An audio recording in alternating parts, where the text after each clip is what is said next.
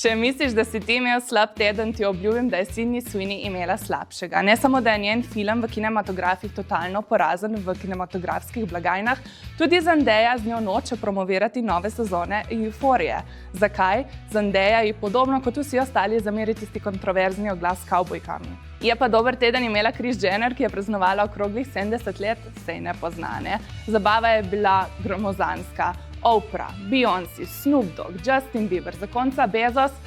Kaj bi dali, da bi bili tudi mi tam kot ena muha na steni? Baje je bilo tako glasno, da so večkrat prišli policisti. A veš, kdo je bil tudi na tej zabavi, pa ni niti sledu o tem? Harry in Meghan. Baje sta zahtevala, govori se, ni potrjeno, da njune fotografije izbrišejo. Tako da Kris Jenner in Kim Kardashian sta prvotno objavili njune fotografije, zdaj pa teh fotografij ni več. Nihče do vpletenih se sicer še ni odzval na te govorice, ampak nekaj je na tem.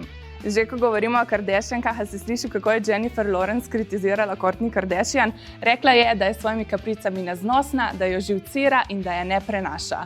Kourtney se na vse skupaj še ni odzvala, Jennifer je pa brez dlake na jeziku povedala, kaj si res misli o njej.